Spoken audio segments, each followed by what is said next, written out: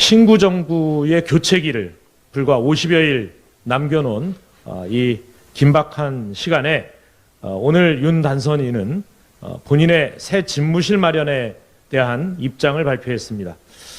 이 소중한 정말 황금 같은 시간을 사무실 문제, 살림집 문제로 이 허비를 해야 되는가, 정말 국가적으로 대단히 불행한 일이 아닐 수 없습니다.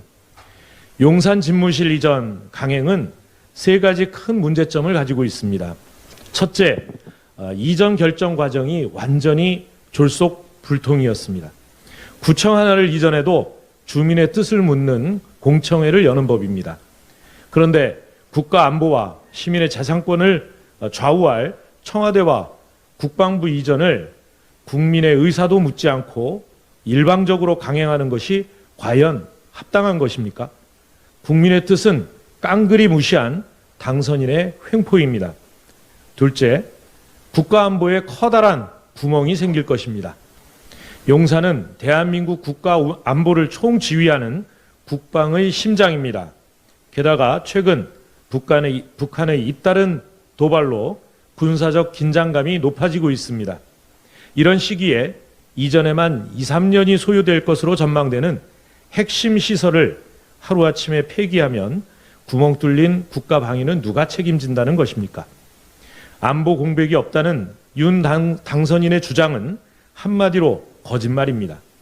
특히 용산 집무실과 한남동 관저, 현 청와대 영빈관까지 모두 사용하겠다는 윤 당선인의 구상대로라면 경호, 경비에 따른 예산 투입도 지금의 두세 배에 달할 것입니다.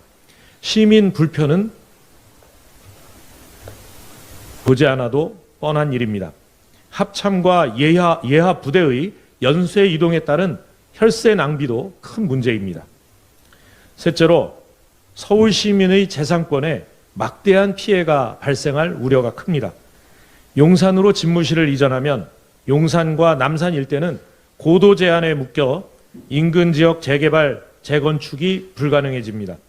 용산 재개발, 또 국제 업무지구 조성 역시 물 건너갈 수밖에 없습니다. 더욱이 집무실 반경 8km는 비행 금지 구역으로 제한됩니다. 4차 산업혁명의 핵심인 드론 택시, 드론 택배는 강남까지 발도 못 붙이게 될 것입니다. 대통령 새집꿈이자고 시민들 재산권을 제물로 삼는 꼴입니다. 윤석열 당선인에게 강력히 촉구합니다. 국가안보에 위해를 가하고 시민의 재산권을 침해하는 졸속과 날림의 집무실 이전 계획을 즉각 철회해야 할 것입니다. 이를 거부한다면 민주당은 결사의 자세로 안보와 시민의 재산권을 지킬 것입니다. 윤석열 당선인, 부디 냉정을 되찾고 국민 불안을 덜어주기 바랍니다. 민주당은 즉시 국방위와 운영위를 소집하여 용산 집무실 이전의 문제점에 적극 대응하겠습니다. 존경하는 국민 여러분, 민주당은 행동으로 변화를 실천하겠습니다. 모든 것을 새롭게 시작한다는 각오로 국민께 드린 약속을 실천하겠습니다. 약속을 지키는 민주당으로 국민께 다가서겠습니다. 흔들림 없이 한 걸음 한 걸음 나아가면 반드시 국민 여러분의 신뢰를 회복할 수 있을 것이라 믿습니다. 분골 쇄신의 각오로 환골 탈퇴하겠습니다.